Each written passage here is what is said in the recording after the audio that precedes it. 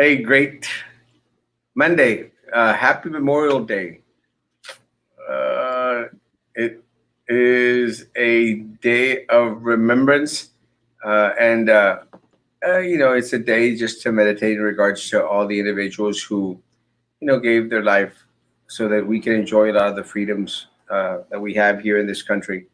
So again, to all families out there who have, lost loved ones in service of our country, is to thank you all for y'all sacrifice, and uh, and also shout out to everyone out there in the military, as to who are, always on the front line in regards to defending our freedoms. It's a very honorable, very very honorable. Here we are, no voice or NASCAR. Hey, Guadalupe, how's it going? Frank, how you doing? Good evening, Erasmo. Good evening, world. That is correct. We um, we did post on our page in regards to one of our friends, Jose Maria Moreno. He served in the United States Marine Corps and served in Afghanistan. And our friend recently lost his life. We recognize our friend Chema. We applaud his family. This is the ultimate sacrifice that one makes. Thank you so much to him, to his family. He leaves behind a wife and kids. We're thankful that we have friends in San Antonio that will do everything in their power to make sure that his kids will always remember who their father was. Special shouts out again to all our friends in San Antonio that are doing everything possible to make sure that his kids and his wife are well taken care of. So thank you so much for all our veterans, all those who are actively serving, and those who have made the ultimate sacrifice for us to live in this democratic nation that we love so much. So thank you so much, Erasmo. I'm excited for tonight's show. We're having Jared Hockema, our friend from Port Isabel, city manager. So it should be a great Monday to start off the week, Erasmo. It is going to be. And Merry Christmas, Aldo. Thank you, Carlos. Actually, it's kind of funny. It's an inside joke that we have with everyone that comes on. It seems like the school district keeps on keeping us busy, and maybe it's a good thing that Jared is a little bit late. We did receive information in regards to a letter that was sent out. Thank you, and we'll talk about the death in a little bit. Thank you, Mary. We received a letter that was sent out by the superintendent, and everything seems to be a-okay. Except that it's been a week since we reported that there was an issue with positive out there at Garcia Middle School, and I mean we literally went out there and made mention of it like a week ago. You know, as a week ago, and and nothing had been done about it. Now they're finally coming up and saying, "Hey, as we're actually taking action in regards to the positive that was out there." We posted and shared with individuals this email that was sent out on the 20th, on the day that the individuals were scheduled, more individuals scheduled to come onto campus, where they had been informed that they had been exposed to COVID-19, and nothing was done about it, and that's just very, very, very, very frustrating. I mean, that it takes actually a week for them to take any action, not just any action, but to make mention in regards to what has happened and take a little bit of responsibility is just kind of very, very sad. It's a very, very sad situation. And again, it just goes to show the lack of transparency that exists by this corrupt superintendent and the corrupt board. I mean, they've known about it for a week. Hey, Diana, and nothing until now. And I would dare to say that if it wasn't for us having brought to light what had happened, not only on the 20th, but also in regards to them having a big old shindig out there at Garcia Middle School the day before, where they had a birthday party celebration, and everyone, no social distancing, no social distancing, no face coverings, nothing. Now, if there is blatant disregard in regards to their safety, their protection, can they guarantee that they're going to be protecting our children if they go back on campus. They'll continue to protect our staff as they continue to dwindle in, because what was once said was voluntary was proven to be not true and not voluntary at all. I mean, goodness gracious, guys. Good evening, Wendy. Hola, Hola, Elvira. ¿Cómo estás? Why would teachers even go on campus? How would they let her go back? Why would teachers, professionals even choose to put everyone at risk? Actually, I saw the email today. It's crazy. It is just madness. I think email came out because you guys had mentioned it and showed picture. If not, it would have been the same. It would have been hidden under the rug. Lots of us have to go this coming week. Who knows where everyone has been this past weekend? We can't keep track. That's why they should have even have people go. And let me tell you guys, and the Clorox machines, they can pretend to clean all they want. It will not matter if someone goes in there after the fact infected. That is correct. Actually, I watched a news report this afternoon in regards to the transmission of it, where it all started, how it all progressed, and how it all moved forward. And there is absolutely no guarantee that there is a safe environment to come back and work at our schools in any way, shape, or form. They cannot guarantee. And, you know, I just thought it was so funny and so arrogant that at the end of the letter that they threw out there, at the end of the letter, you know, the stupid superintendent makes that kind of statement that, oh, there's nothing more important to him than the safety of our staff and of our students. That is a bold-faced lie. They don't care. And again, if they actually cared about the safety of teachers, staff, then they'd be still working at home and not coming onto campuses where they cannot guarantee that everything is going to be A-okay. They can't. It's impossible. I mean, does anyone out there feel any sense of security in regards to going back onto the campuses? No, they don't have essential positions. Rest assured. Are you resting assured, folks? Rest assured, the health and safety of our employees is our first priority. Are you assured, folks?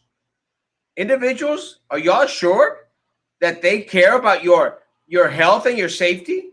Folks, anyone? Hey, Linda. I'm laughing over the statement. It's a bold-faced lie. Good evening, Frank. How you doing, man? The school may be disinfected, but the moment those kids walk in and all the sanitation is completely out the window. And all the staff, shouldn't the health service department at BISD be more proactive? Aren't they the ones who legally have the responsibility to get provided guidance regarding the health issues according to the campus? It's at that point that I think someone needs to take charge, because we're not getting that proper guarantee from our school authorities in regards to everything being safe. And I heard someone knocking on my door. Oh, I think it might be, hey, Jared Hakama. How you doing, man? Good to see you, Frankie and Erasmo. How are you doing? Yeah, I love that shirt, bro. Oh, well, thank you. Well, you know, I've got to have blue for Port Isabel, the nautical theme. You know, you've got the lighthouse, so. You who is coming on. Yes, sir. Was that posted in the Herald? No, Lupita. And Jared, we're referring, and we're talking, we thought we'd get rid of the BISD stuff before you came on. That might be a little bit boring for you, but yeah. But you know, I'll share with you what we were talking about. A letter was sent out from the superintendent today in regards to closing down one of the schools. Closing one of the schools where one of the staff individuals have come back and tested positive. You know, and I don't know if you've been following, but we actually we shared an email last week on the 20th in regards to an email that was sent by the principal to staff and letting them know that, you know, someone from staff had tested positive. What was very upsetting, I would say, to a lot of people in the community was the day before they had this big old shindig, this big old birthday party when everyone was out there hugging and kissing and putting cuernitos on the head and, you know, no face coverings. So it's very frustrating, because for the individuals that are, you know, there to educate our children and to be examples in the community, hey, Audie, you know, they're not doing so good. So that's where we're at right now. We just received the letter from the superintendent saying that rest assured that the health and safety of the employees is their number one concern. Yeah, well, I don't know the details of that, but I'll tell you two things. I think that we're both two trends that I hear in your comment that we're going to see a lot more of. Well, I can't see your shirt, but it's covered by the comment. But oh, Mr. Rogers, huh? In any case, there's really two things. One, we see the potential of these large gatherings to spread this illness. It spread, the vector is people. The number of people involved in a gathering has it's just math, has a big impact on the potential for an outbreak. But two, I think we're going to see businesses, public facilities closing from time to time if there is an outbreak among their staff, whether it's a restaurant, a store, a public entity like a school. You're going to see that. And so I think that a lot of businesses are taking precautions because they don't want to close. I know that we've done that at the city. We have our staff staggered. We've got them spaced further out. We changed our scheduling. We don't have as much interaction with the public. We went to, let's say, drop boxes, email, video, phone calls rather than personal interactions, just to try to protect the staff and the operations of the city. But of course, I recognize that a school is a little bit different. Ultimately, you have to have interaction with the kids. And that's going to be a difficult issue for our society to wrestle with this summer and fall. As kids go back to school, they need that interaction, they need that learning, but how do you do it safely? And it's a really tough question. Oh, it's actually a very extra tough call. Actually, I was going over, because I thought we're gonna have Jared on here. I better make sure that I've got all my information straight because I know he'll call me out on it. But let me tell you, I did some going over in regards to a lot of the recommendations that the medical professionals, throughout the country. And it's just very scary, Jared. It's very, very scary. Our top scientists, our top individuals in regards to, pandemics and infections and disease and everything, they are completely against everything that our president and our governor of the state of Texas have started to do, and I think that it's kind of frustrating now at this point because a lot of them feel that they have no other recourse but to follow instructions and follow directions from leadership. And it's kind of scary for us that are, acá abajo, because, we're actually, on a limb here trying to, figure out what course to take in regards to everything. I think you're right. At the beginning of this crisis, I said to a lot of people that we need to address it with steadiness and resolve. And unfortunately, I think from some of our leaders, we haven't seen that steadiness and we haven't seen that resolve. Obviously, it's an evolving situation. The science is evolving. This is something that we don't know. We didn't know as much about in February or January as we do now. But so, of course, if there's a course of action that needs to change, why not change it? At the same time, when there are these seemingly arbitrary or capricious reversals of policy that change from one day to the next, it sends a terrible message to the public. And this is not to criticize the governor, but if you read the governor's order, it still actually says that people should be practicing social distancing. They should refrain from unnecessary trips. They should stay at home. But that's not the message that people carried. No. The message that people got when he first made his announcement a couple weeks ago: Texas is open. We're back to normal. Go back with your lives. I don't know if you saw that video on Channel 5 this weekend of the beachgoer who was interviewed. Really disturbing because, number one, obviously it's someone that didn't have good up-to-date information about the way this virus can spread, first of all. But secondly, I think emblematic of the impact that our actions as public officials or as leaders in the community can have on the public and on the ways that they protect themselves. We all recognize that folks have to go out and make a living. They've got to perform vital functions. Doctors have to perform surgeries. People have to be able to buy food. They've got to be able to either, have a grocery store to sell to, but also make the money to buy it. We all recognize that. But then you see people that put themselves unnecessarily at risk. And going back to what we talked about a couple minutes ago, it's that math. When they put themselves unnecessarily at risk, they put all of us unnecessarily at risk. And that's what really worries me. I'm sure you may have heard this, but the folks involved in that nursing home outbreak, there was one person who chose to go to Mardi Gras, the beginning, end of February, beginning of March. I wouldn't have gone to Mardi Gras at that time, but they made that choice. I'm sure they made it in good faith, but because of that one choice, then we had this terrible cascade of death and illness that came from that. And that's not a criticism of them, but really it's a way to illustrate how one choice can impact so many people. I agree with you. And just to share with folks, I mean, who may not know, but again, who doesn't know Jared? How come here in Cameron County? Well, I don't think I'm that big of a figure. Jared is can't fit the frame, though. To tell you the truth, I'm trying to. Well, I thought you were on a boat and you were going like. No, well, it's a nautical theme, right? But I'm actually trying to adjust the camera. Every time I move it, it keeps putting me out of the frame, so I don't know. You're making me seasick, Jared. Hopefully it's not for something else because I'll get in trouble again. But yeah. That's a different phrase. That's a story for another day. But Jared is, I think, city manager at Port Isabel. Yes, sir. But he's also our Cameron County Democratic chair. So I appreciate the kind words towards our governor, who is a Republican. But I will say, I'm going to disagree with you. I think that the governor has been a little bit irresponsible in regards to a lot of the statements that he's made. I think there could have been a little bit more clarity. I'm sorry that a lot of what he had been sharing with individuals, I think caused more confusion than it did good. And in a time of pandemia, a time of crisis, you expect our leaders to be precise, clear, and stick to what they say. And I think that it has been wanting in a very, very big way from the state of Texas. Yeah, well, perhaps he misheard me. I was criticizing what he said, perhaps not as strongly as you had, but I agree with you. He did send out the wrong message, and it's still sent out. Like I said, the fact that his order says one thing, but his words say another, his actions say another. That's what really speaks volumes.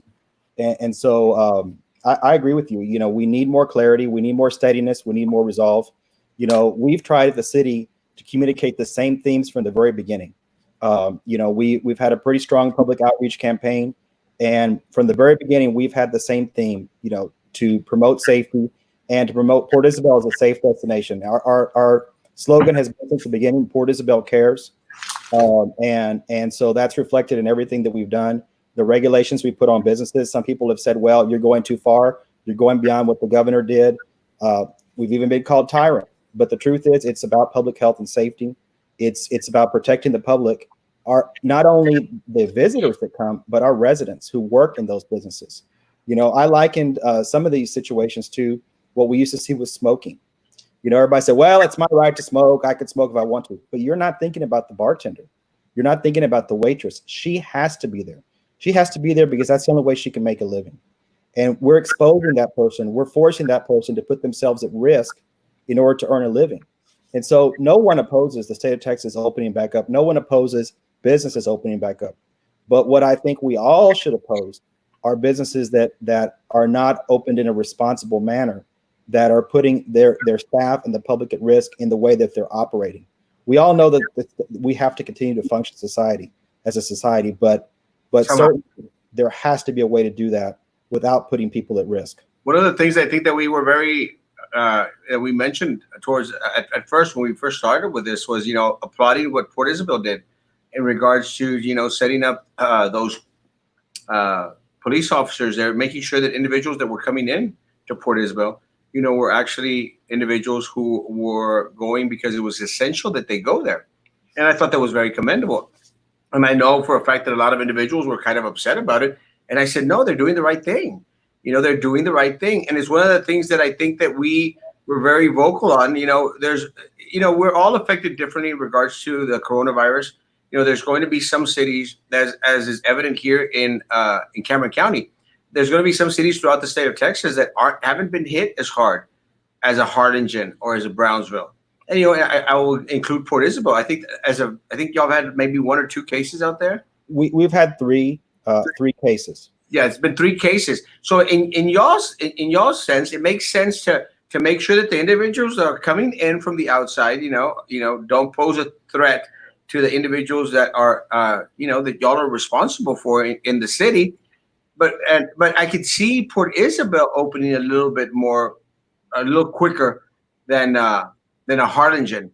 or even of Brownsville, because of the outbreaks that we've had with in regards to Harlingen with the nursing homes, and then now Brownsville, where we're starting to open up that kind of worms in regards to the nursing homes. Well, it's not the cases that we had locally. It's the people that traveled through here and the interaction that our citizens have. All of our 3 cases were community spread cases. They were not cases linked to a previous case, and so we don't know where they contracted it. We just know that they didn't get it from travel, nor did they get it from somebody else. And so it would stand to reason that they caught it from somebody that was either passing through town or someone else who's in the area who's infected, and we're just not aware of it, which is unfortunately the case with this illness. We're learning that, the tests that there are have a sensitivity rate that can be, initially was 60 to 70%. Now I think it's a little bit better, maybe up to 80. A lot of it depends on the methodology that they use to take the swab. But secondly, that a large percentage, they said half, but probably more than that, can be asymptomatic. And so under the initial protocols, they would never have been tested. They never would have been tested, and so we don't know. But so you talk about how do you go forward? How do you open up? I think that testing has to be expanded. That's really the only way. Until you have, this is a public health issue, and it's like anything else, whether it's Zika, tuberculosis. What is the surveillance that you have in place to detect folks who may be infected and to isolate them to prevent them from spreading that illness further? Because coronavirus or COVID is so much more infectious and can be spread so much more easily, it requires more surveillance. And so we're starting to see some testing become available, but it really is nowhere near what we need in order to have confidence to move forward. And then hopefully eventually we have medical interventions. We've seen some treatments that have come out that are being investigated. Obviously, it's going to take a long time to know how effective they are. Obviously, there's of course work on vaccines. We don't know yet whether that'll work, but if it does, of course, that's promising. But we do know that there's measures that we can put into place, whether social distancing, forms of operating your business or acting in your life, and of course the surveillance to detect people that may become ill and then isolate them before they can spread that. If we can put that into place, then we can go forward. If we can't, then it's a different question. These past few weeks, we've seen large masses, travel to Laguna Vista, PI, and ultimately to the island. Have there been discussions, Mr. Hakama, with the county or with the leaders of South Padre Island to see what can be done to try and minimize this, or what preparation can be done to expect maybe a second wave of this? Well, we're always in communication with Cameron County and with South Padre Island. We have excellent relationship with the City of South Padre Island. We have a great relationship with the Cameron County, a very good collaborative relationship. They've been right with us from the start, and we've been doing everything we can on our part to assist them, both the City of South Padre Island and, of course, Cameron County. I don't think there's really anything that we can do to stop people coming. I don't know that we have the authority to do that. Certainly during the initial phase of this, we did. The governor took some actions that, I don't want to get into the legality, may or may not be valid, but he certainly did attempt to restrict our ability to impose a curfew in regard to this particular illness. So I don't think that we really would have the authority to stop people. Perhaps if there were a new outbreak, a new occurrence, a new emergency, we might have that authority back. But really, our focus is not stopping people coming. It's operating safely. It's protecting our folks from harm, protecting the visitors from harm. That's what we're focused on. We just finished the testing. Yesterday, we tested 49 people, residents of the city of Port Isabel.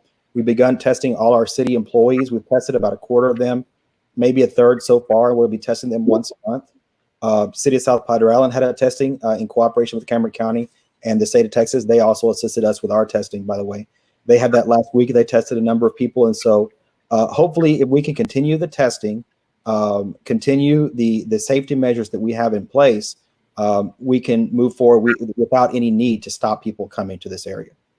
Well, I think one of the things that, not only Port Isabel, but especially Port Isabel, all our area, we thrive on tourism. Our economy, it depends a lot on tourism and individuals coming over from Mexico, which, we know that it has been stopped for a little bit in regards to visitors coming in. How do you, we've asked the mayor of the city of Brownsville in regards to, how how we're going to do financially. I know for a fact that City of Brownsville did well in regards to the taxes, sales tax, but they're expected to do very, very, very poorly this next quarter. Yeah. And without saying a lot, what measures is Port Isabel taking in order to prepare for that big old dip? Well, we did enact a furlough of some of our employees. We have some operations that are closed, and so we took advantage of the CARES Act and identified folks that could make more money on unemployment that they would working for the city, and so we have them furloughed. So it's a win-win for both parties.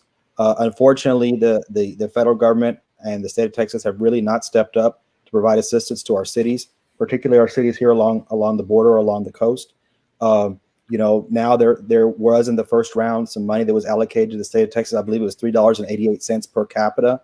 The governor has proposed to give us $388 per capita. The governor's proposed to give us $55 per capita, which is just grossly inadequate. And on top of that, he's put heavy restrictions on the use of those funds, restrictions that the federal legislators say were not part of their legislative intent, including Senator Cornyn. He's been asked that question over and over again. And then, of course, you see Hidalgo County that received money directly from the federal government. They got more than 3 times the amount of money we got, yet they have fewer cases. And at least in the case of a place like Port Isabel, but frankly also Brownsville or South Padre Island, Harlingen, they have less exposure to the economic dislocations that we've had. The city of Port Isabel is heavily dependent on tourism. We basically have 4 months of the year that we make our budget. And that's true of South Padre Island as well. And so without that, we're going to struggle. We've taken steps to address it, but we're going to struggle.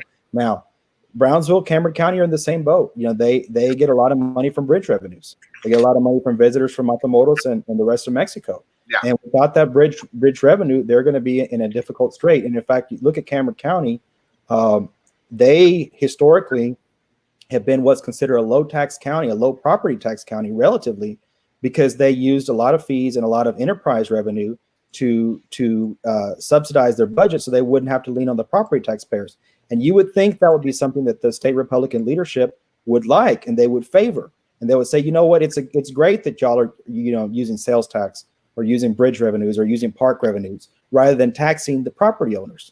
But in fact, what we've seen is the folks that relied more on the property taxes and less on these other sources of revenue are actually benefiting from these funds relatively more than the folks that were, I think, good stewards and tried to take care of the taxpayers and didn't lean on them as much. And so now we're faced with a big hole. And that's going to be true of entities all across Cameron County. So I think it's grossly unfair. I think that the state and federal government need to address it, because if they do not, it will fall upon our local taxpayers and our local citizens in terms of higher taxes or reduced services. And so it needs to be addressed as a matter of equity. One of the things that we're dealing with here is the new outbreaks that are coming out at our nursing homes. We've already seen the devastation that has been caused, which has actually caused our numbers to spike as a county in regards to Veranda and Windsor Atrium up in Harlingen. It's been devastating. It's been a very sad situation to follow. But now we've learned, that also Brownsville, and it's one of the things that, we've been saying for a while, that, we need to make sure that we are going to be, very, very cautious and very, very careful. Because something that you mentioned in regards to, our economy, I was trying to explain to individuals that because our economy ain't where it needs to be, we have individuals that worked at Veranda who were actually also working at Windsor, who are also working here at some of the nursing homes here in Brownsville, because that's basically the only way individuals could actually, make a decent living, Jared. If they they have to have 2-3 jobs in the healthcare field. So you're absolutely right, and on top of that, they probably don't have paid sick leave, right? And so you think about the folks who don't have paid sick leave. Who are they? There are taxi drivers, our bus boys, our waiters, our retail clerks, our CNAs, our orderlies, the folks that have contact with people every day. And it's not just an issue for coronavirus, it's an issue for public health in general and for fairness in our society. This illness really has exposed in ways that some people may not have been aware, problems underlying our society: economic problems and social problems. And of course, one of those is that folks cannot make ends meet working at a lot of jobs right now. The wages are too low. They don't have access to the health care that they need and the benefits that they need. And that's really been exposed. And then, of course, there's the precarious situation that so many Americans are in, where they don't have enough money to weather a few weeks of lost wages. Whether it's a lost job, reduced hours at work, things like that. And so now we see people that can't pay their rent, they can't pay their mortgage, they can't pay their car, light bill. They can't even pay their copay if they went to the hospital, things like that. And that's a serious problem. And it's something that we're seeing. The fact that you have such a high level of unemployment right now so quickly after this disaster, it also shows how companies have been managed, frankly, particularly the larger companies, the public companies, where the tax code advantaged them to operate in a certain manner and in a way that perhaps benefited the shareholders, which is right, but it was carried to excess. And you see that now in bankruptcies and layoffs all across corporate America, and that are going to be a big weight on this country to recover from this illness. To have these economic dislocations that have occurred, and that frankly were unnecessary. You go back and look at a lot of companies that went bankrupt. Well, why were they in such precarious financial straits? Well, they were borrowing money to perform share buybacks or to pay out dividends. And I don't think anyone begrudges a company to pay dividends to shareholders or buy back shares if they have excess capital. But when they're borrowing because interest rates are low and operating on, razor thin level of cash in order to maximize returns, that's something that's really that's carrying to excess. That's really out of line. And so that's what we've seen over and over again, whether they're airlines. Hertz just went bankrupt for the same reason. Companies all across the United States are encountering that. And it's something that will lead to job losses. It's going to lead to reduced wages, and it's going to harm this country for years and years to come because we didn't have the right policies in place at the federal level in terms of our tax code, in terms of banking regulations, in terms of security regulations, things like that would have prevented that sort of excessive type of activity. Any word of the disaffecting teams visiting Nurse Jones? I will say that we know we actually posted a picture that was sent in to us in regards to individuals that I said that they were out there in hazmat suits. I was exaggerating the point. They were wearing proper PPE in regards to the shield and the covering and gloves. And again, they were out there disinfecting Spanish Meadows. Again, my concern is that we might be reacting instead of being proactive in regards to the things. And I think it's one of the things that we were out there constantly saying. Today, Jared, we've got word that a very good friend of mine, a very good friend of mine's uncle passed away because of COVID-19. Also from the nursing home, actually from Spanish Meadows to the hospital. Spanish Meadows didn't want to take him back. And I understand. So they sent him to Alta Vista, and then he passed away at Alta Vista. His uncle, his nephew, and his grandson actually confirmed. So it's happening amongst us. My concern is that and there's a lot of stupid people out here that it's only hitting the old people and it's hurting the nursing homes. And I think that's just a very insensitive thing to say. Very, very insensitive thing to say. And again, for y'all people out there making those comments, guys, really, guys, it's embarrassing to even think that anyone in this community would come up with those type of comments. But with that said, one of the things that has, they have curbed is in regards to large gatherings, we've made sure that we've tried to abide by them, but because of our culture, it seems like just we can't escape them. And we saw it on Mother's Day. We saw it again once the beaches were open. We saw it this Memorial Weekend. Has it been bad at Port Isabel in regards to the social gatherings? Not really in Port Isabel. We've done everything possible between our residents in the city to maintain proper social distancing. I think if you go to our stores, they're enforcing that. If you go to our restaurants, they're enforcing that. I think it's a very safe community. We haven't seen the crowding that we saw elsewhere. We worked really closely with Walmart and H-E-B at the onset of this outbreak to make sure that the proper measures were in place. And so we actually had a lot of people coming from around the county to come to our stores, to come to H-E-B and Walmart because they were less crowded and the proper measures were in place. And that's also true if you go to any of our retail stores downtown. If you go to our restaurants and bars, all the servers are going to be wearing masks. It's required. Many of the business owners ask, request, or enforce on their own for the patrons to wear facial coverings. We have regulations in place about everything from disposable cups, wrap straws, things like that, all intended to protect public health and safety. And so we've tried to get ahead of this. You mentioned about being proactive. We've tried to be proactive about this. I will say that I do understand the state had sent some teams to disinfect some of the nursing homes that were not performing that themselves or could not do that. Likewise, they had a mandate to test, I believe, every nursing home patient by the end of yesterday, and that they sent folks to assist with that if the nursing home was not able to do that. Are those things that should have been done earlier? Yes, they should have. Are they totally the fault of the nursing home? No, because in a lot of cases, the nursing homes could not get access to the materials they needed. They didn't have they couldn't buy the chemicals. They couldn't buy the PPE. They couldn't get test kits.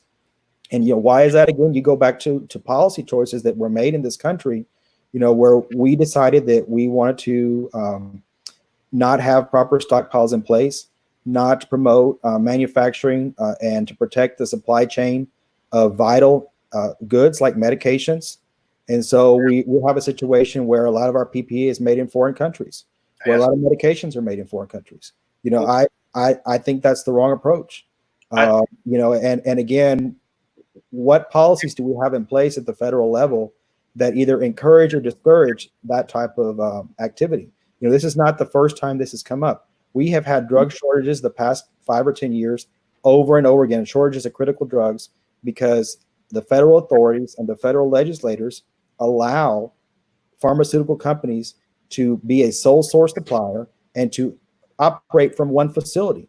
We even had, after the hurricane that hit Puerto Rico, a shortage of surgical gowns and IV bags, because it turns out the only factory in the United States that made those was in Puerto Rico.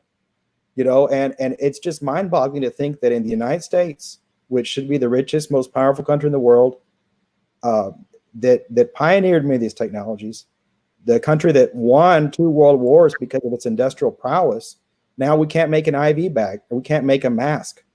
And it's not because we lack the capacity. It's not because the American people can't do it. It's because we don't have the right policies in place. And so hopefully those policies will change. And like I said, this pandemic really has exposed systemic problems in the United States. And I hope that we will seize the opportunity to address those challenges and become a stronger country because of it. Yeah, I was concerned with, again, I did research, but I've created my own timeline in regards to a lot of the statements that have been made by the federal government and by the state government.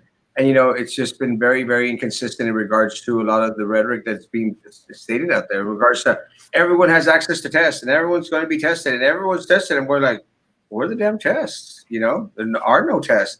And it's been proven by the medical, it's kind of funny watching the medical professionals and the scientists out there. They cringe. You could actually see them cringing every time the federal government or the state government say something that is completely bogus, and again, at a time like this, we need a leadership that is proactive and comes out and, at least tells us the truth.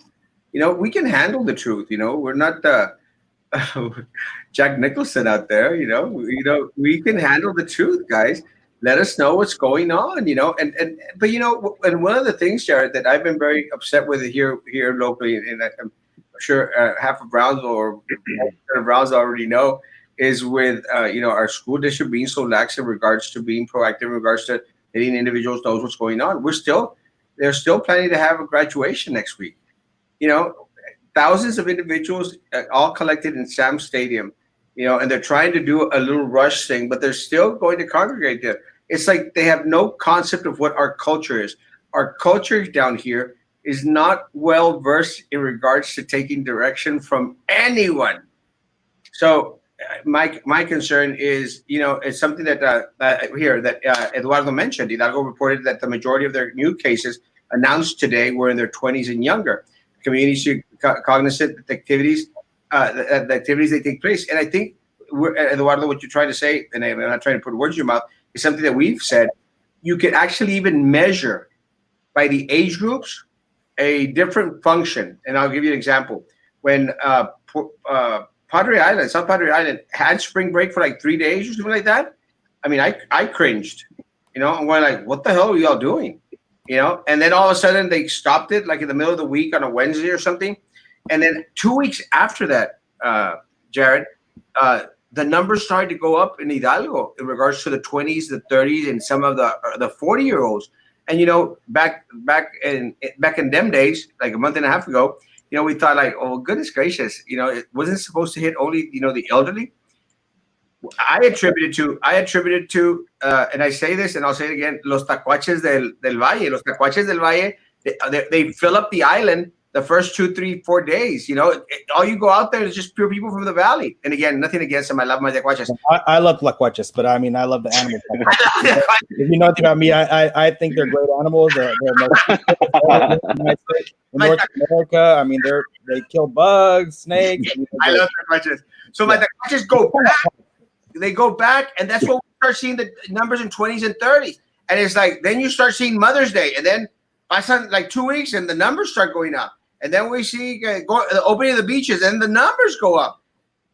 Do you think that after our graduation ceremonies, I know that Puerto Rico has a smaller one, but here in Brownsville, you're talking about thousands of kids and tens of thousands of parents. Do you think our numbers are going to spike again?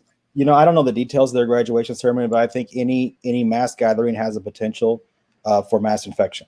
And so anytime you have a large number of people in close proximity, what we're learning about this illness is that many, many people can become ill. And, you know, some people can be asymptomatic and some people can spread it more than others. And there's been more and more research coming out about how does it spread? You know, what is the principal way, which is through aerosol, through people breathing. Some people, whether it's the stage of the disease, their lung function, whatever it may be, expel more droplets than other people. And depending on the circulation, those droplets can be carried a pretty far distance. It's more than just 6 feet. And so it is concerning. I personally wouldn't go to a ceremony like that. I've been practicing social distancing since mid-March, early March. You know, I do understand that it's a special moment for the kids and the parents.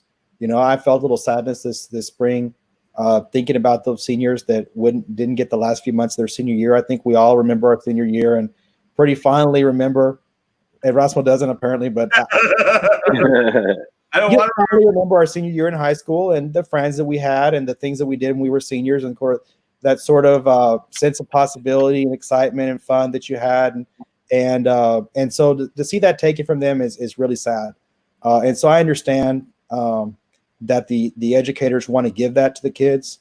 I do worry about any mass gathering, whether it's a church, a shopping center, the beach, at graduation. It's not something that I personally would go to. I hope they have an option to have it streamed and, you know, get your diploma virtually rather than have to go there in person. I think that would be a good option for the folks that don't want to do that. I know Harlingen had virtual graduations. Yes. And I think they were pretty successful. Had an amazing graduation. Yeah. It was virtual. It was beautiful. It was a very, very beautiful event. And one of some individuals out there go and they'll defend the point by saying, well, you know, you have hundreds of people at Walmart, 100 people at Home Depot, and someone mentioned they're not wearing masks. I tell them, but the difference is, you know, when people go to Walmart, they usually don't spend 2, 3, 4 hours at Walmart. See, that's the difference. Yes. And they're moving around. So they'll go to Walmart. They'll pick up. Like I went to Walmart, and Johnny went up there and said that I took took off my mask too soon.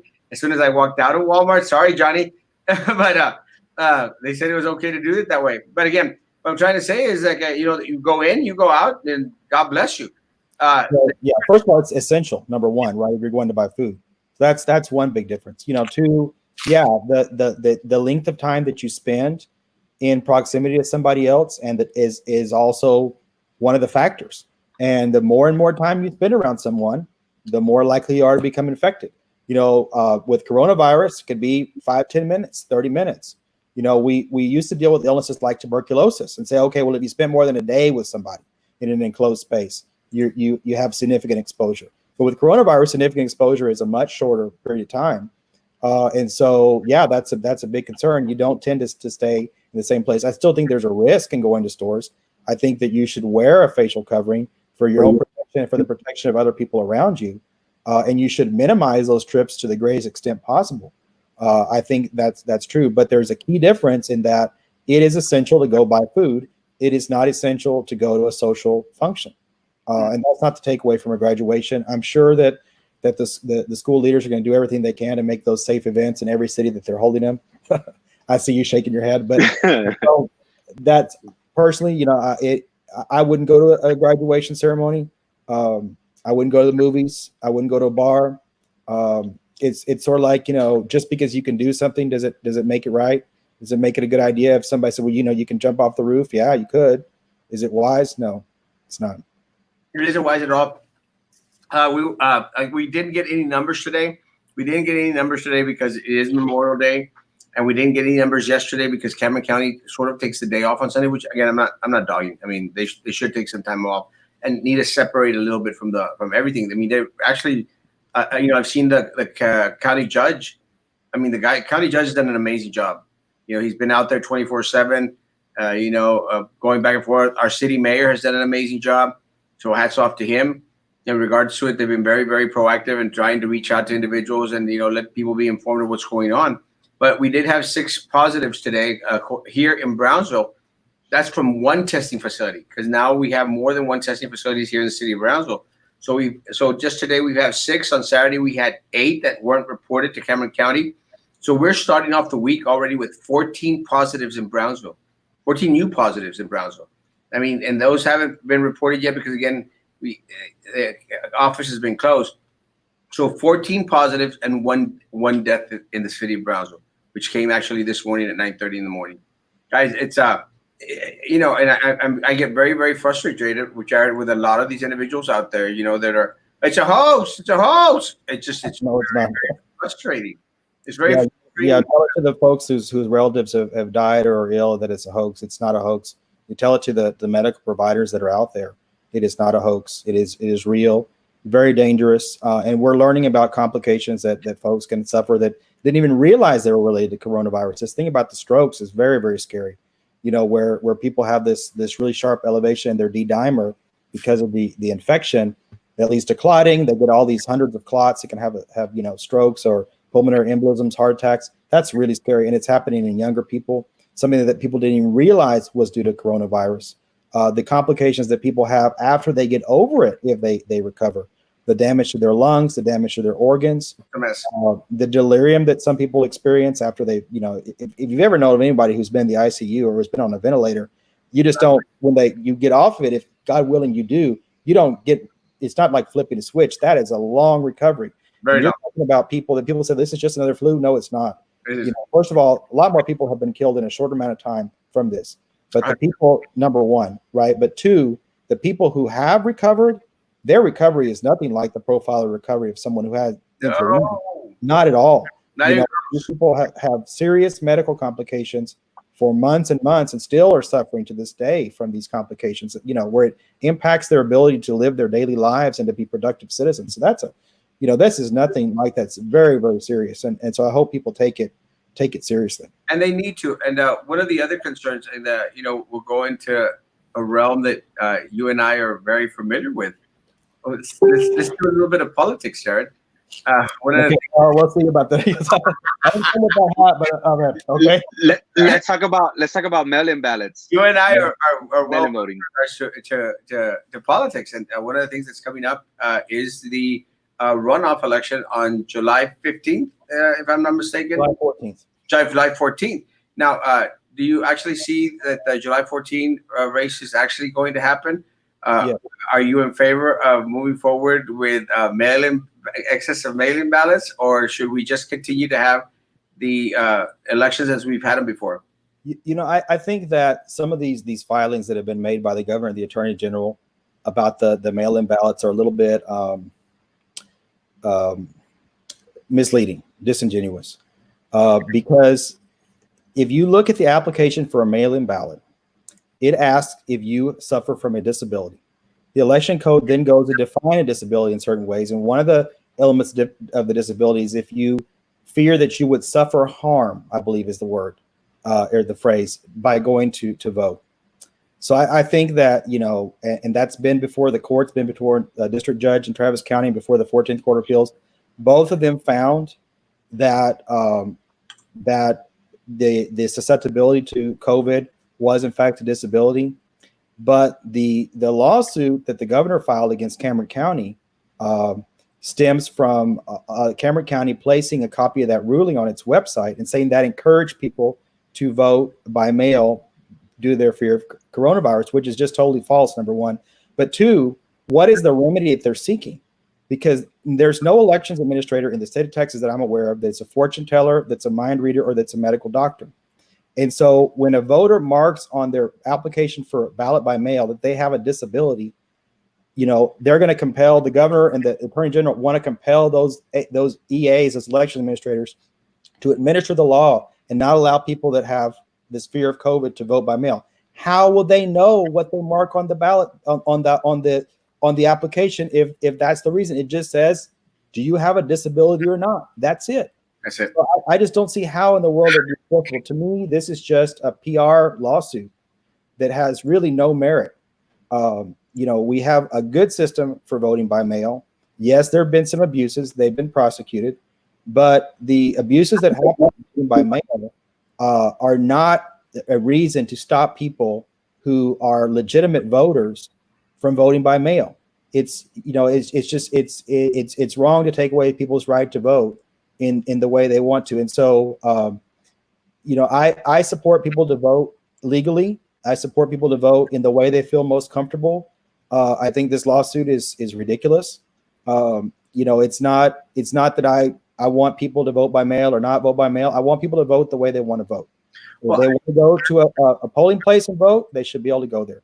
If they want to vote by mail and they feel that they're eligible to vote by mail, then they ought to be able to do that.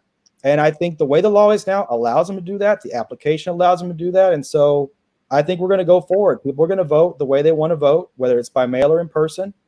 And that's just the way it's going to be, regardless of what this lawsuit, what the outcome is. Well, I'm going to disagree. Well, not completely disagree, because I do agree with you in regards to people should vote. I'll tell you a personal story. I mean, because I had the experience in regards to when I first ran for mayor of the city of Brownsville. You know, I didn't make the runoff against Tony Martinez in the first race that I ever ran in my life. Out of 6 opponents, I came in third. I'm sure everyone in Brownsville was very, very surprised. And probably the most surprised was me out there. No, actually, I thought I was going to do very well. But in that race, I didn't make the runoff by 225 votes. And, you know, and Pat Ahumada made the runoff. But what was my concern was that, I mean, there were 500 mail-in ballots. And, you know, and again, they are what they are, you know. I mean, I was just surprised that they didn't come in for Erasmo. But with that said, with the next race that I won, you know, I started to notice like a little pattern. Like there's always these 500, 500, 500. In the process, in between the time I first ran for mayor of the city of Brownsville, which was actually 5 years ago, it seems like it's a lot longer than that, though. It seems like I've been running forever. But when I ran for the mayor of the city of Brownsville, since then, there have been at least 3 individuals here in Cameron County who have been arrested in regards to harvesting mail-in ballots. And also, just last week, if I'm not mistaken, the former mayor of Edinburgh or Westco, you know, also the current mayor. He's been on trial. They've delayed his trial. But let me just point something out to you, Erasmo. You know, in those cases, which there were people prosecuted and they did suffer punishment, they targeted people that were over 65. Yeah. So they were going. It wasn't people that the voters were real voters. Okay, they weren't fake voters. They were legitimate voters. There were people who were going to their houses and influencing them to vote a certain way, which is illegal. But those were voters who were over 65. Those are not, you know, the people that are really at issue in this litigation. This litigation is the voters over 65 don't even need a reason to request a ballot by mail. The law allows them to do that. Now, there's a separate federal case that you may be aware of that the Texas Democratic Party filed to allow all citizens to vote by mail on the basis of that. Just restricting it to people over 65 would be age discrimination. And it's something that the Supreme Court in the past has ruled and allowed other states to have universal mail voting for that same reason. So we'll see how that turns out. But the cases you cited were people over 65. They're not part of this current litigation with the state of Texas about access to mail-in ballots. So that the Attorney General's lawsuit wouldn't address that at all. It wouldn't address it at all. But what I have noticed is that those folks are not as active as they were. Many of them are pretty old, and so they're just not around. Yeah. But I mean, it's just that's the truth. But secondly, actually went to jail, right? Yeah. Went to jail. They were punished, and they have stopped a lot of their activities. Yeah. But again, just because someone does wrong is not a reason to deny other people their right to vote. You know, it's sort of like the argument that we hear about guns, right?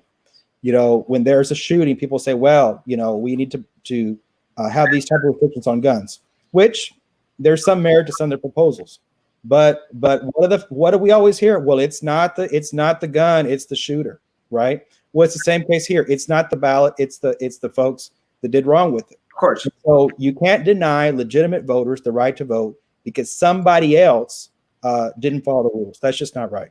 No, I agree with you. I mean, I think one of the things that I was going through with it was that this last time that I ran, you know, I think I was the one that received the most mail-in ballots. I've always gotten the most mail-in votes, and I've never paid anybody for them. So that's what I was going at. So you know, I mean, that's a lot of it's because they're older voters and they vote for people that they recognize the name or they know them. And so if you've been around for a while, and both of us have, and so you know, they oh, you know what, I know that person, I recognize, I've seen their name before, and they vote for them because they recognize them. Yeah. That's what happens in a lot of cases. No, I'm all for individuals, you know, especially individuals who are outside of Brownsville, in regards to that, people in the military, our students who have gone up to Austin, to Houston, San Antonio, to Dallas. You know, I want them to make sure that they request a mail-in ballot so they don't have to come back down to vote. You know, and the deadline should be like 25 days in it before the. Yeah, roughly. I'd have to. It's. I think it's the. I don't want to give you the wrong date. I can look it up and tell you in a second. But it's. I think it's the 2nd of June. I believe it's 10 days or 12 days before the election day. It's not 25 days. I think what it ends up being is the second day of early voting. Okay, great. We'd have to go back and look at how that falls, but it roughly falls the second day of early voting. Yeah, and I'll post the information later on so people will know. Actually, it's a great question, and I wish I would have been prepared for it. But with that said, again, going back to it, you know, I received the most mail-in votes in this last election with BISD, and like you know, I didn't spend a cent on them, and it's kind of weird because, you know, I honestly, the truth is, I kind of started to think like, guys, when are these mailing people going to start to call me and say, Osmo, now that you want a race, you know, hey, for your next race, we got some mail-in ballots. I've never been approached. You know, I don't know if they think, oh, Mendigo Erasmo is probably going to blast us on social media. I have never. The only people is, and I don't know if you've experienced, Jared. You know, there's always these 2 or 3 individuals out there here in Brownsville who always come up to you and go like, hey, yo tengo 300 votos, yo tengo 500 votos. You know, they're wanting for you to dish out some cash. And I always tell them, pues trae los votos, pero no voy a dar. We've all been approached by those people, but yeah, it's. You have in my experience, it's very hard for people to get someone else to vote. Yeah. You know, and so if anybody promises you that they can bring votes, it's usually not true. You know, it's the same. It's the same with these endorsements, and I'm sure you've learned this. I mean, you know, folks that may endorse you, they're a very popular politician or public figure. And think, oh, well, because, you know, so-and-so endorsed me and he got all these votes. It doesn't translate. It doesn't translate at all. You know, the public is not really interested in that. Maybe a few votes removed, but the majority of the voters don't care. Okay. And so, you know, they're going to vote the way they want to vote.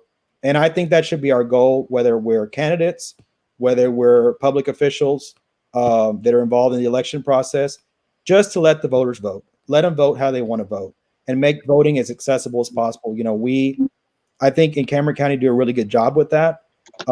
We have more polling places per capita than a lot of other counties. We have longer early voting hours than a lot of other counties. We've got a great system, which is the paper ballots and the precinct ballot counters, which has a lot of public confidence behind it. That's been tested over and over again, and that's secure And that gives people a lot of confidence. It also, believe it or not, makes voting faster, and so that helps to speed up, reduce lines. And so, I think we've done a lot to be proud of here in Cameron County, and we've done it with the support of the candidates. And you've been a candidate many times yourself, and know that. And so, I think the voters should be able to vote the way they want to vote, and we've done a lot to make that happen here. And so, if people feel that they're qualified to vote by mail, that's up to them to decide that and make that declaration on their mail-in ballot. That's what I tell people. Well, one of the things again, and I've said, and I think you'll agree with me. I have a feel for my people here in Brownsville, and I'm going to say maybe even in Cameron County, and the electorate has changed. It's become a more educated electorate. It's an electorate that actually wants to do a little bit of research. Antes, before, it was more of a little base and a small percentage of individuals that were coming out to vote. And I think a lot of more people, I don't know if it's because of technology, it's because candidates are having to reinvent themselves in regards to ways that they're, distributing message out there. I keep on saying, I don't know if you know this, but I didn't make one single phone call. I didn't do, I didn't knock on one single door, nothing, nada. And I was very, very successful. The top vote getter and the highest percentage. I did nothing of the old school politics, didn't go out there, distribute push cards at restaurants, which I hate when people do. Nada. It was all social media, going to different events, going to the different parties. So, and again, I really truly believe that the electorate has changed, and they want to be a little bit more informed in regards to individuals' platform and not necessarily the party. Now, what is your take on the? Well, I was with you for a while there. And again, I didn't come on here to really talk about partisan issues, but I will say that I think that there's a lot more information out there than there was before. Voters in the past would rely a lot more upon the recommendation of others than they do perhaps now. But I think that conversations among voters, where they're family, friends, church members, colleagues, still play an important role. I'm sure you have people that come up to you and ask you about candidates. I do all the time. Maybe I'm supporting a certain person, so I'll let them know that. But I try to tell them, look, this is why I'm supporting that person. But these are the other information about these other candidates.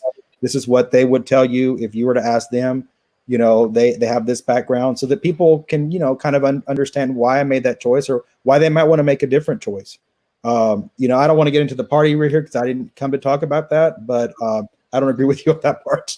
No, I understand in regards to the platform. What I was getting at was now that individuals have the choice, don't have the palanca thing, which has been one of the hot topics out there with the palanca thing. I think it sort of pushes individuals to do a little bit more research in regards to a lot of the candidates out there, and not for any other reason, but because they seem to feel a sense of responsibility to say, hey, well, let me reach out and ask questions. And the reason I say that, because now it's easier to communicate with a candidate, whereas before, if you weren't going to one of their functions, if you weren't receiving a phone call from them, there was no way to communicate. Now with social media, you can communicate with any candidate any day of the week, 24/7, via messenger or via message or via some other form. I just saw a question about expired IDs. You actually can vote with an expired ID. It's up to a certain period of time. And so you might want to post that, how many months it can be expired. But going back to what you said, I think that voters want candidates to work together. When they go vote, a lot of people say to vote for the individual, but I always say, look, you've got to consider, and I think voters do consider this, how are those candidates going to work together? If you vote for two people that cannot get along and are not going to work together, whether it's on the school board, in the legislature, on the city commission, you're not going to get what you want. And so if you're voting for folks that you generally agree with, and you want them to work together to get things done, you were on the school board, and so you'd know this. Nobody in public office that does things by themselves. Nobody. No. Everybody needs people to help them. You've got to have folks cooperate with you. Of course, the voters, but you're talking about your other office holders, people that are involved. And so if you're a legislator or you're a mayor or whoever you are, you need other people of like mind in there with you. And so unless you vote for people of like mind, I don't think you'll get the result that you want. And that's why we have parties, because that is a way to identify people who generally agree with each other and are committed to many of the same goals. And so that's why voters, choose parties, because they believe generally, maybe not in everything that a party wants, but generally what that party stands for, and they want folks to work towards that goal. But let me say one final thing. I don't think that this issue of eliminating the straight ticket vote was done to make people research candidates better. Yeah. To me, the motivation was to make it take longer to vote. If you look at our urban areas in the state of Texas, they have ballots that are 12, 14, 15 pages long. Even our ballot here in Cameron County, can be 2 or 3 pages, 2 pages long. Yeah. And so you hear about these lines that happen in Harris County, Bexar County, Dallas County. Well, why did those lines happen? One, because they're using touchscreens, which I think is a bad idea, and it takes a longer because you have to wait for each screen to refresh. But two, because there are so many races on that ballot that they have to go through. And so when you have a Harris County and you've got literally 30 or 40 district judges running, it's hard for the voters to go through each of those and mark each of those races. It takes a very long time. And it's also, frankly, very overwhelming to voters. And again, we go back to what I said before. What is the party? It's a proxy for a certain set of beliefs, a certain philosophy, people that they agree with. And so you may not know about every ruling that judge has made. You may not have read all their previous opinions, but you know what? This is a judge that likely has a judicial philosophy that I would share because of their party affiliation. And so I'm going to vote for them for that reason. And again, that's why we have primaries, because that's how we measure people, whether or not they reflect, not necessarily what the party wants. Because remember, the party is made up of people. They reflect what the people who are part of that party want. And so they've gone through that primary. The majority of folks in that party have said, you know what, we want this person to represent us because we share their values, or we share their ideals, we share their philosophy. And so then the voters in November know, you know what, these are people that other people of like mind decided follow my beliefs, or people that are likely to implement the things that I want. So I want to vote for them. Right. Well, again, thanks, Jerry. And I agree. I mean, that's why I've been asking people to make sure that come November, I want all 5 seats on the BISD board. But that's not a partisan election, right? It's a nonpartisan election. Yes, 100%. There's been a push to make those partisan, the city and school elections. Yes, no. It hasn't happened. Well, the thing is that, a lot of people who become state legislators or run for, they get their start as a school board member, a city council member. And so both parties recruit, not here in the Valley, but elsewhere in the state, they recruit people to run for those. Of course, they're running as nonpartisans. But there has been a push to make some of those races partisan. That's a separate issue, but yeah, I think I'll be okay if at least for this one they leave it the way it is.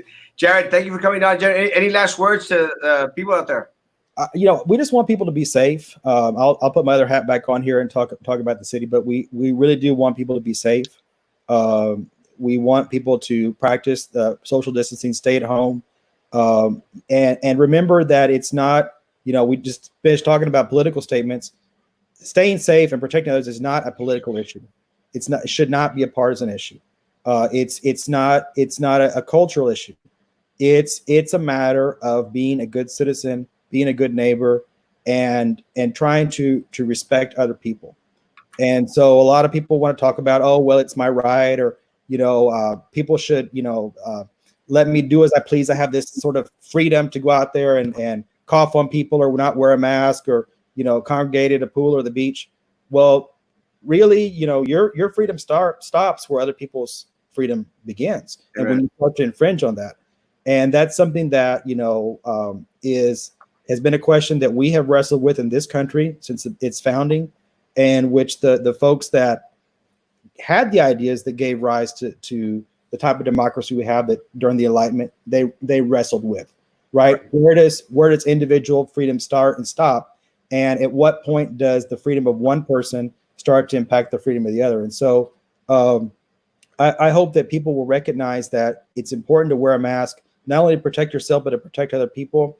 If a vaccine is available, it's important to get that vaccine, not just to protect yourself, but to protect other people.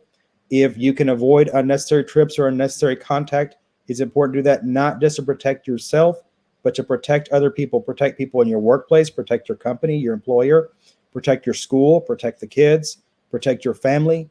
All those things are important. And so I hope that we'll all realize that we're in this together, that our actions will determine whether or not we're successful as a society in overcoming this challenge.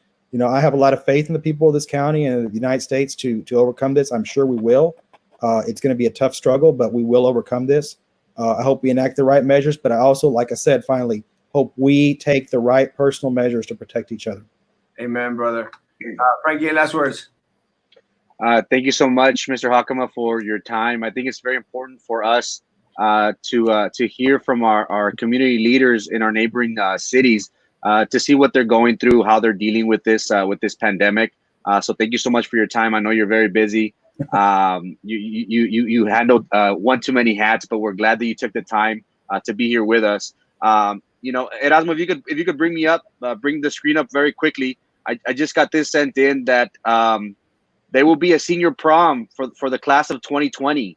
La Mansión Banquet is promoting a week event such as graduation. Rivera, you know, Veterans Pace, all the high schools will be having a senior prom. So again, this is contrary to all of our medical experts.